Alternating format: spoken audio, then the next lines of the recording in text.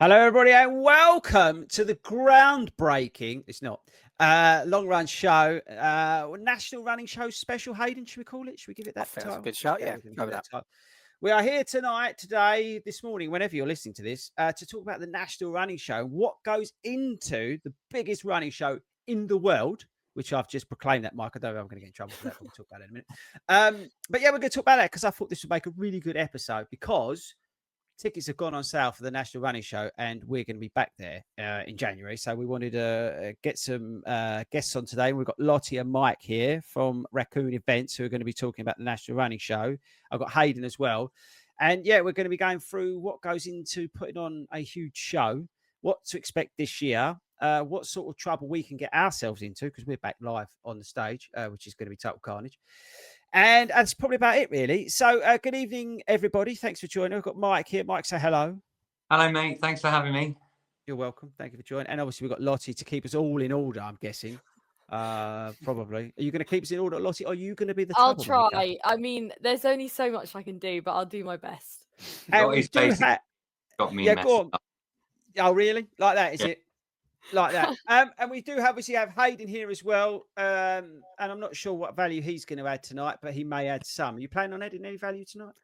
I'll just go with the flow, see how it goes. I think Lottie's in charge, so whatever she wants, I think we have to do. Simple as that. Let's do so. Right, okay. So firstly, let's get the important stuff out of the way. Got to give our shout out to our sponsors of Skechers. Go to skechers.co.uk and check out the new Aero lineup. We've got the Aero Burst.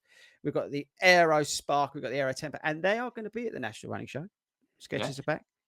So make sure you check that out. But yes, so National Running Show. Firstly, tickets are on sale. When this comes out, tickets have gone on sale. So if you haven't got a ticket, if you use the code, Lottie, what is it? 40 runs in capitals. There is a chance that you may get a free ticket, but they may have already gone. I'm just putting that out there, right? So you've only got yourselves to blame if you didn't do it yesterday, because I would have told you to do it yesterday.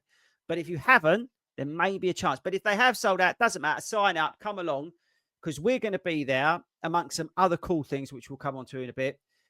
We've got the live performance. I think we're on about 11 o'clock on Saturday. And then more importantly, because it's going to be total carnage, Mike, put your fingers in your ears. We've got the rave run returning in the evening.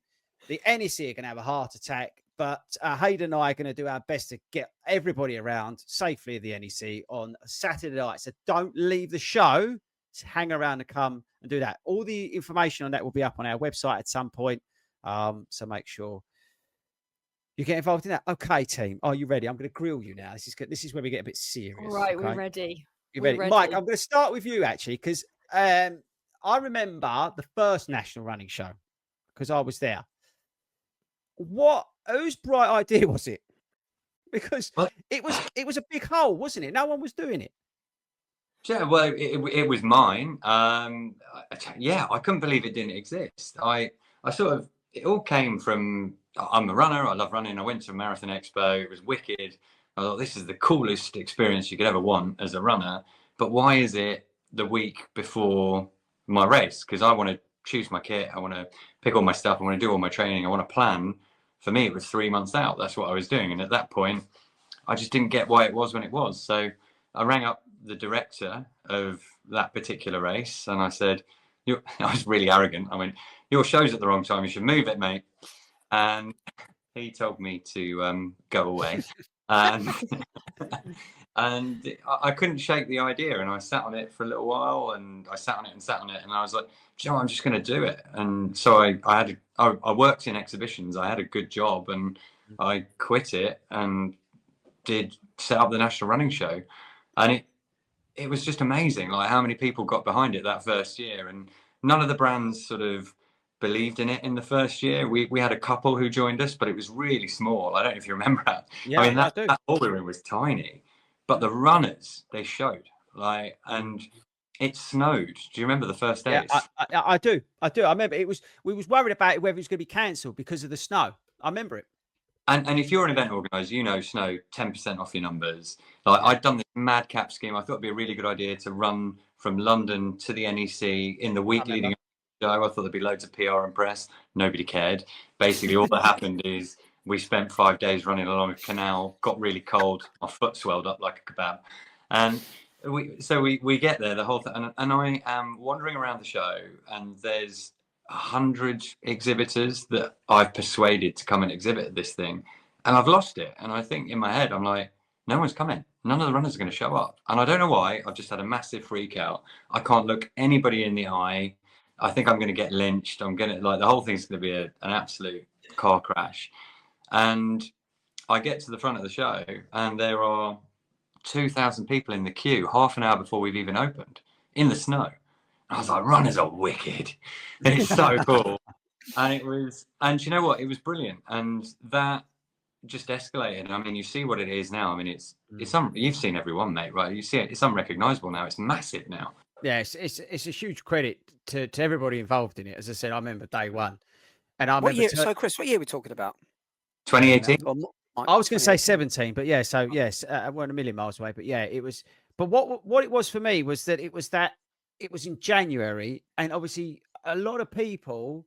And back then in my journey, London Marathon training starts, right? So you've got all your first timers who are anxiously starting out on their marathon journeys, whatever it was.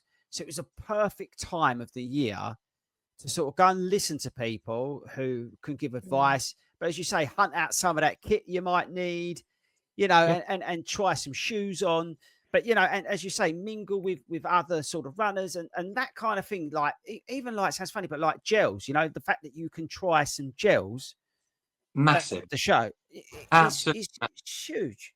But you're bang on, and I think I broke it down. I was like, what are the things that I need to know as a runner? And January was the right time because, as you say, spring marathons, everyone's starting training. Post Christmas, everyone's feeling a little bit lardy, if you're me. There's a lots of reasons to get started and start thinking about it. And I was kind of like, well, you need the inspiration. So you need the celebs and the stages and all of that kind of stuff. You need the other runners and the communities. You need the kit. You need the tech. You need the nutrition, and then you need the advice. You need the sort of the run coaches and the experts to make sure that you're not going off and doing stuff that's just crazy. And those were the tenets of the show, and those actually have never changed. The only one that we added, which we added halfway through because we realised there's an opportunity, was races, and it was never in my original thinking. But actually, people want to go there to plan their race calendar for the year as well. Yeah. So it's the market for running has gone through the roof. People come every year. But the best bit is just being around other runners in January when it's cold and you think you're the only one getting ready and getting out there, and actually everyone's got the same vibe, everyone's into it. It's brilliant. Can I ask you a question about why NEC? Obviously, the NEC is a fantastic centre anyway. It's a great place to take an exhibition. Why particularly would you choose the NEC? Because it would have been very easy, as we all know, for you to have chose somewhere down in London, like an Olympia, like an Earls Court. It's the easy option. People come into London. It's easy to get to. But you didn't. You went to, obviously, I imagine your answer's going to be because it's a centre of the country. But what's your reason for Birmingham? And then just following on for that, because my first one I ever went to was the Southern one, which was wasn't as successful as the more one that was in Frimley, Farnborough, that sort of way. Yeah. So why the NEC in Birmingham? Well, so 20 odd years of events. Like I've run a few big consumer shows, and the NEC is within 3 hours drive time of 90% of the country. Wow. So actually, it's the most accessible venue. So it really was that. And actually, one of the things that you have to do is you have to, before you do all of the fun stuff in an event, you have to take care of the basics. Can people get there? Can they park? Can they get there not just by road, but by train and other public transport services? And can they stay and the things to do? So the NEC was really the only first choice. We don't talk about the Farnborough show because that was 20 years of experience that I ignored. And I set up another show because I thought it would be great because it's near where I live, and it didn't really work. It did work, actually. It worked in some ways, but financially we just lost a ton of money doing that. And so we couldn't afford to keep doing it because as much as I love this, like I'm not rich. I don't have loads of money. So I needed to sort of make it pay us so that we could actually keep doing it. And Yeah. the only way to do that was to have one big show. So if you're going to do one big show, you do it at the NEC. Yeah, I think that's. I think you was undone a bit by COVID as well. Like, be fair on yourself with that Southern thing. Mate, COVID, you try doing. So we've grown quite a lot since then. So we've launched loads of other events in other sectors and so on. My business was illegal for about 1.5 years, and it was brutal. And actually, we nearly lost the whole business. And actually, the thing that people miss around the running show is the people that work on the running show during COVID, they were still building that show because it takes a year to do these things. And they couldn't go to the office. They weren't sure that they were going to remain employed. We were running out of money. And actually, it was a really distressing time. And there was a point when Boris extended the lockdown period by 6 months, where I told the people in my business that they weren't going to be employed because I couldn't afford to keep it going because I hadn't got any cash. And 3 of them came into my office individually, and office, it sounds well grand, it wasn't. And they said they'd work for free because they really believed in what we were doing. Amazing. And actually, because they did that, I sort of had a word with myself, and I went and figured it out and went and raised some money to get us through the dark period. And that's why we still have the show. Fair play to you, mate. Fair play to you. Yeah. Moving on, like in terms of putting on the show, okay. And firstly, actually, I think, by the way, NEC is a brilliant place to have it, as you said. The fact that you're 3 hours pretty much from everything, and also as a club that is all over the country, like we've got clubs down in Exeter all the way up to Carlisle. Okay, so we span the whole country with 50 plus local groups going out every week. It's for us, it's the perfect location because we could bring everybody in from all over the country, and pretty much, as you say, they can get there somehow, right? So I think that's. By the way, I want to challenge on this, 40. Whoever comes from the furthest away that's in your club, who can prove where they live, we'll give them a prize. I don't know what it is because I've just made that up. But we'll get them all to tell you where they've come from. And if you interview them and do a thing, whoever's come from the furthest, we'll sort them out with something. I like that. I know who it was 2 years ago. A gentleman called Glenn. He come up from, basically lives in the Pyrenees, South France, on the southern borders. Well, he come over from France. Hayden, I'm just thinking that now that we get Shenny over, so Mike, I'll tell you a story. We did a shakeout run 2 years ago in the Great North Run. Like always, crazy stuff happens. We had I don't know if you know Lee from Brooks there, and he was there, and then I was chatting to him about something, and I looked around and I saw this lady there, and she had Shenny written on her t-shirt, and then we've got this thing called the Global Run Crew. It's like a virtual group, and they run all over the world, but they go out twice a week. We give them sessions and all this stuff, free to join that. And I thought, I know Shenny, but why do I know her?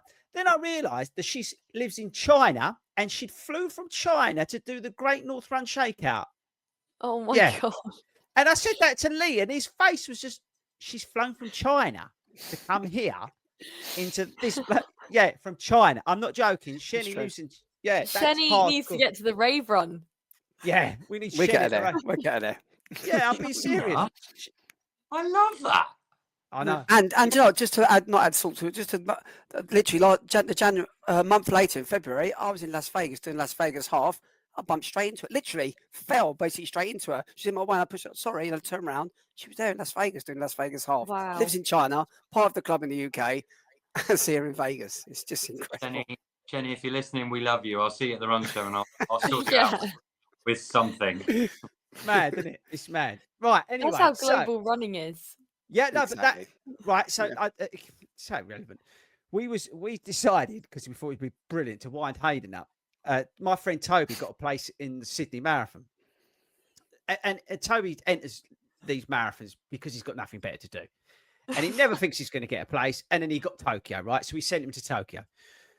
And when I say we sent him, it's because he makes a video and ran it. So he got a place in Sydney, and we knew about it, and we knew that it was going to be a major. So we kept it under complete wraps to annoy Hayden, because it really winds Hayden up.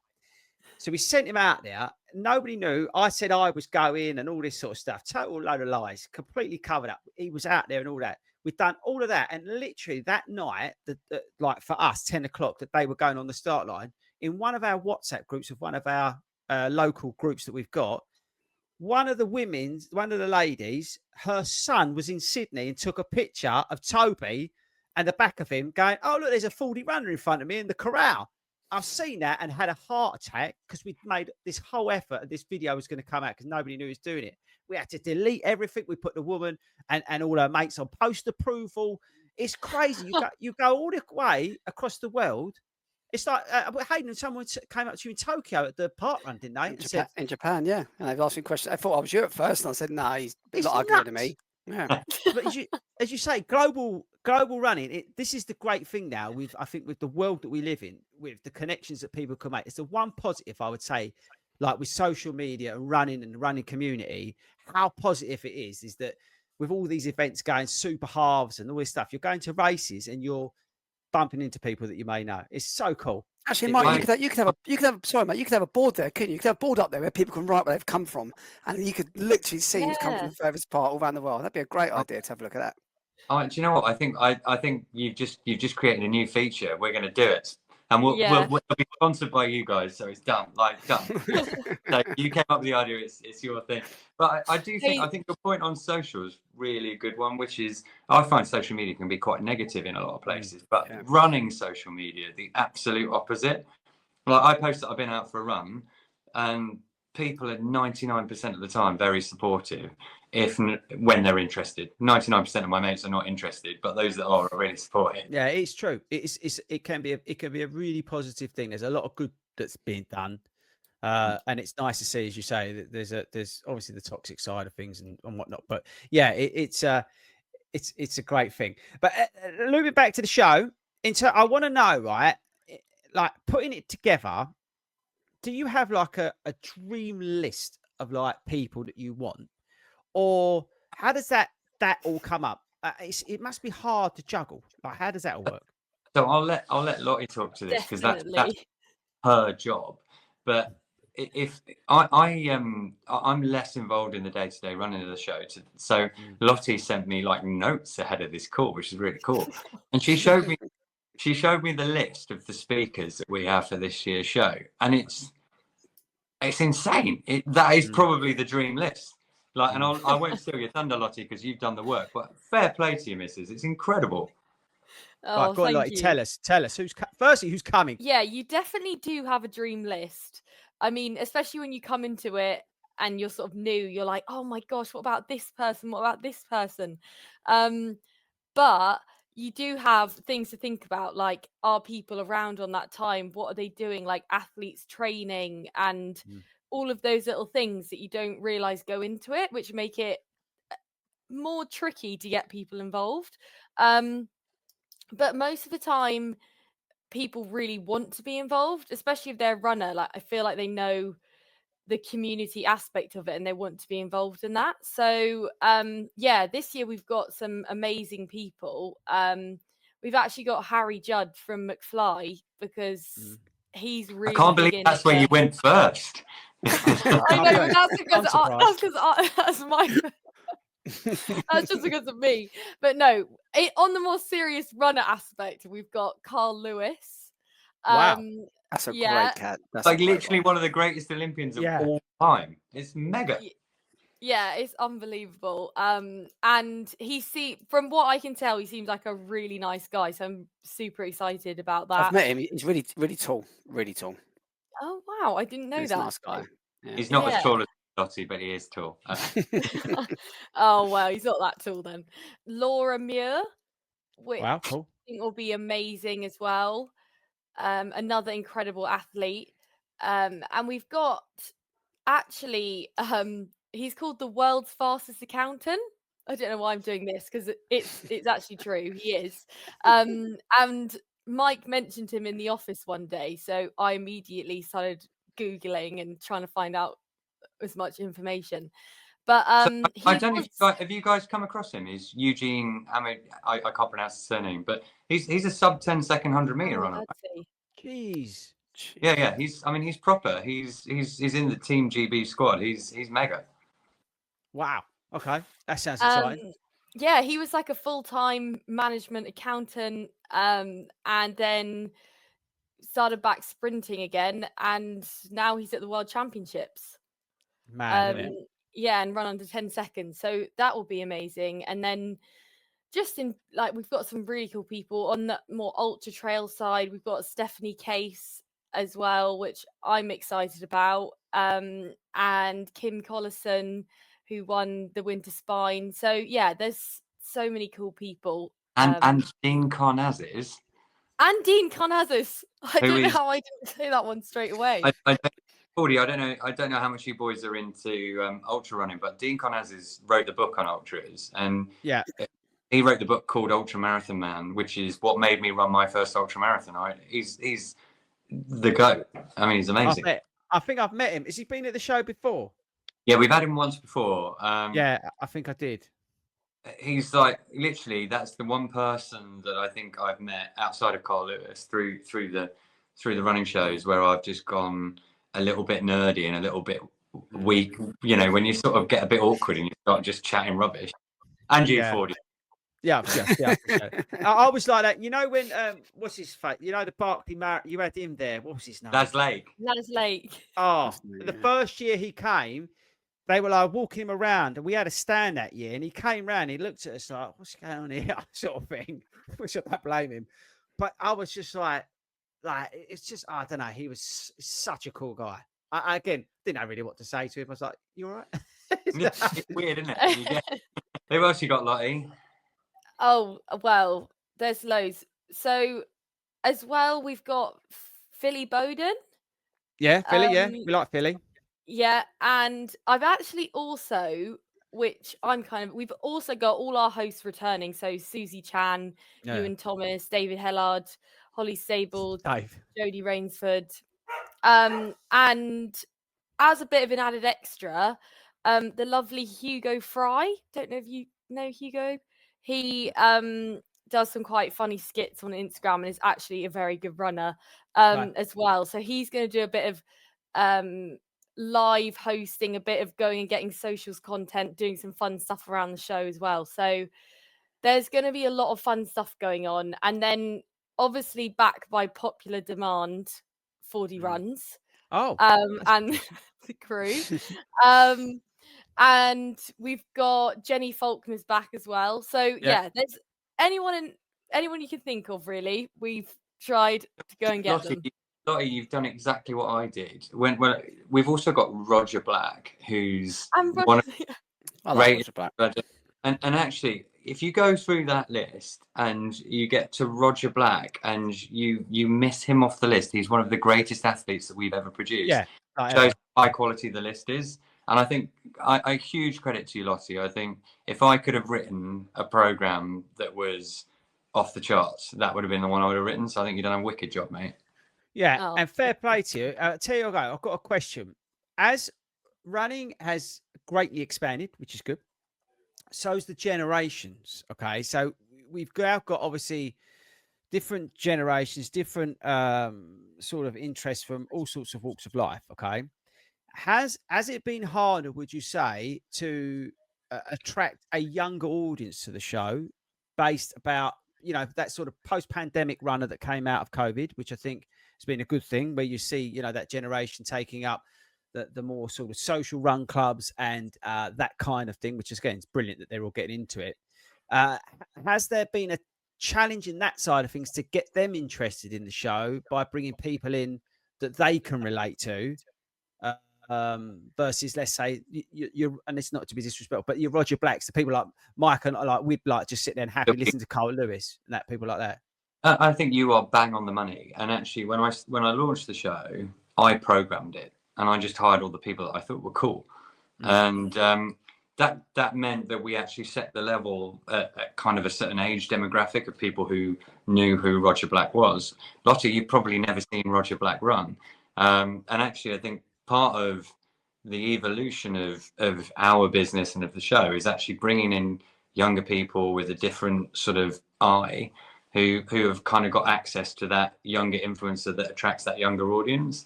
So it was a deliberate step for essentially me to get less involved and to bring in some people with some sort of different views. And I think you've got to try and cater to everybody, and that's really hard because you've only got a limited budget for speakers. But I think if you go through that, you've got some current Olympians. It's important to bridge that gap. Otherwise, you say that demographic, which again is great, but you've got a real push coming in. You see it at Batsy every week at Parkrun, you know, that total different age group. To get them into the show, it's a hard balance, isn't it? It's like it's a tough ask. Well done, Lottie. It's a good. I think you've also got the balance as well, where obviously when people say running, if someone says to you, "What do you do in your hobbies?" You say, "Oh, I'm a runner. I do running." I think if someone says that to me, I automatically think, "Oh, they probably do parkrun, or they might do a marathon." A lot of people don't even consider the fact that they might go down to the track and be a 100-meter sprinter or a 200-meter sprinter. With running, it's such a big, diverse thing from that 100 meters or 60-meter indoor sprinter right up to, as you said, to ultra marathons and like ultra marathons. It's such a massive, diverse group. As Fordy said, trying to cater for every person within every single bit of that sector and that group. It's not an easy job. That's what I really like about the show, because I feel like, from my perspective, I'm definitely just an amateur everyday runner, but you can get a taste of everything. And especially with the ultra trail stage as well, there's some amazing people that have been on there over the years, and you think, now I've started to get more and more into it because I've started to look into it more than I did previously. I'm like, wow, you get to see sprinters and track athletes, and you also get to see these people that run mountains, and some of them around the world. So I think that's what's really cool about it as well. You get the whole spectrum. I think the good thing about being a runner is you're inspired by other runners. So you know, my flavor's ultras. That's where I like to play now, but I still get inspired watching Keely on the track. I think she's wicked. And what unites us is running. And it doesn't matter how far or fast you go. It's just running. Yeah. And I think that was always, as I said to you, that was always the thing for me about the show from day one, was the fact of, for us as a club community, from day one, was it was a place in which all our members, people, could get together and like hang out, but talk about running and be involved in running.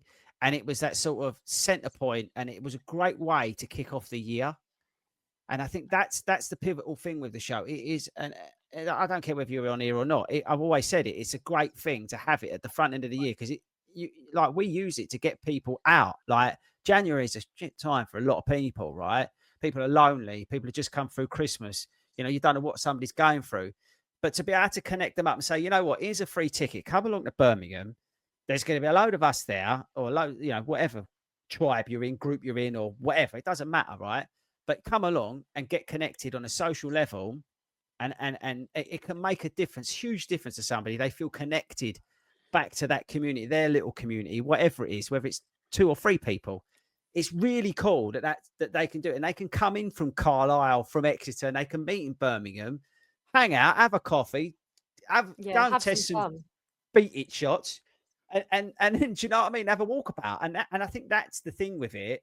For me, was always the fact that it just brings that community together, and it just brings down a barrier that may be something that for some people that stops them trying. You know, like, because sometimes you go to run, I'm too slow, I can't go to that. But you can walk about a show or wheel about a show or whatever you want to do. Do you know what I mean? It's like, and that's the great thing with it. There's no entry time or qualification time to this show. Just if you were thinking about putting one foot in front of the other, come along. And if you're coming on your own, you haven't got anyone to talk to, come and find me, because no one wants to talk to me. So I'll have a chat.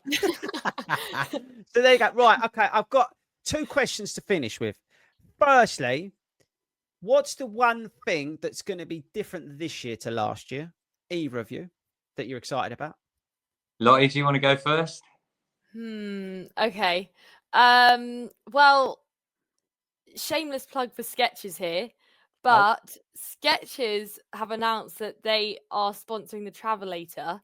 So there's definitely going to be something exciting going on there, something different, something new involved with them. Okay. And then beyond that, I mean, we've got the Rave Run and completely new speakers on the lineup. And look, you said one. You've stolen all of mine. Sorry. I didn't want to interrupt her, Mike. To be honest, I was a bit scared. I mean, Lottie's taken over, guys. She's in control. I'm with you. I think the Travelator I'm well excited about, because it's on an angle this year, right? And Skechers are involved in it, so that's going to be cool. I actually think the speaker lineup for me, But if I'm really honest, I'm coming on the rave run, boys. I'm doing it. We'll give you some glow sticks. Don't worry about it. I'm all in. I think last year, Hayden, or whenever it was, we did it. Did we have like 1,000 glow sticks or something ridiculous? We bought 1,000 glow sticks, yeah. And the snap ones, weren't they? No, the stupid mistake was we gave people whistles. That was the stupid mistake. Gave them too early. It was, and they were doing them in the hall, and I think that was one of the reasons we got in trouble. Right, Hayden, to you, what are you looking forward to? And nothing to do with us, by the way, because that's just shameless plugging. Mine's the same as always. I love the Ideal Home Show, especially a Christmas one. I go to all these exhibitions and everything. I love the freebies. I love just going around, just trying things, picking things up, things that I would never ever normally do. Different energy gel. I've used the same energy gels for 7-8 years that I've been running. I'm never going to change. But literally, I'll go up and I'll try someone else's just because it's there and it's free as a freebie. You just want to be involved. You want to talk. But sorry, that isn't my number one. My number one thing is what we talked about earlier on with Mike. No, this is number one. I like looking around the different people there. They're advertising different races all around the world. I go there and I see like the Barbados half. Yeah, I was going to say the Barbados one. That's what I want to go and do. That's my favourite thing at the show. Okay. My question to finish is, this is a very serious question. Now, we're on at 11 o'clock, right, on Saturday. And we've got a bit of form in terms of causing a little bit of trouble, right? We had a call today with our friends at Sports Tours today. We told Paul, we pre-warned him because he's quite close to the stage thing, right? I'm really worried about going. How much am I allowed? Because I got told off in the Great North Run for walking about quite a bit. I like to have an interactive audience. How much interaction do you think we can actually have with people? Like, you know, I mean, stall holders. nothing that breaches any laws. Okay. Criminal. That outside right. Have I got total access? That's basically what I'm asking for. Can I go off and just do? Hayden's shaking his head. You might have to speak to people on an individual level. Okay, I don't mind, but I just looking forward to really causing total carnage. Lottie is going to be the bouncer there, arms folded, standing at the end of the stage. I'm pretty tough. If I So, for example, if like I don't know, Chris Akabusi is on the other stage, am I allowed to go up and interrupt his talk? And like that's the sort of thing I'm like toying with. No. No. Okay, it was worth a try. Right. Hey, I think look. We're involved with you because you're you. So just be you, do your thing, have fun. Oh, don't say that. Don't say just be you. No, don't say that. Enjoy it. Right, that's dangerous. And then enjoy the cell that Lottie puts you in. You're saying that because you're not the one managing the stage. It'll be all right. Don't worry about it. I'll just fly by the seat of my pants like usual. Okay, I think that's it. Again, just as a reminder, tickets are on sale, but hopefully they've sold out by now. But if they haven't, and there's still some of the free ones available, you can use the code Lottie. What was it? 40 runs in capitals. Thank you. And once they're gone, they're gone. 500 people that are on your podcast that use that code, get them for free. There could be a problem because we get 1 million downloads every day, right? So we could have a problem there, but don't worry about it. Just even if you missed out, just buy a ticket and come along to see us cause carnage, and make sure you come along to the rave run. Don't forget, it's on 2 days as well. That's important. There's 2 days. So if you make a weekend of it, it's a good shout as well. Come to the rave run. If you can get yourself a cheap Premier in or something, then come back in for the Sunday. It's always a good vibe on a Sunday. A little bit more chilled out, which is quite nice. So it's a different way of looking at it. I think that's it, Hayden. Have I missed anything? I think just built up the excitement. I'm looking forward to it already. We built it up. 4 months away. Thank you very much again to both of you. I genuinely, seriously, I really appreciate the time you've taken to come on. We wanted to get you on. Again, people sitting there going, "Oh, this is just an effort." It's not. I asked them to come on because we're super excited about the show. We want to make this the best show ever, and that's why I wanted. But I was really interested to get into the nitty gritty of it. So don't just think this is an advert. If you do, then just jog on. But yeah, other than that, we're excited to be back. We can't wait. And that's it, team. We shall see. Thanks again to our sponsors and Skechers. I keep forgetting them. I better give them a shout out. They're going to be at the show with us. Other than that, we shall see you when we see you. I don't think Hayden, this is coming out. Then we've got that one. I don't think they're going to see us live for a few weeks now. This is the first one of a batch. Can I just ask one question just quickly before we go? Where can they find out more information about on the National Running Show? Who's on, etc. Where's the best place to go to? nationalrunningshow.com. There you go. Simple as that. There we go, team. And I'll put the link in the description as well. So anybody who wants to find out more information, get involved in that. Right, team. Thanks very much. We shall see you all later. Hopefully you enjoy listening to this podcast. We'll catch you soon.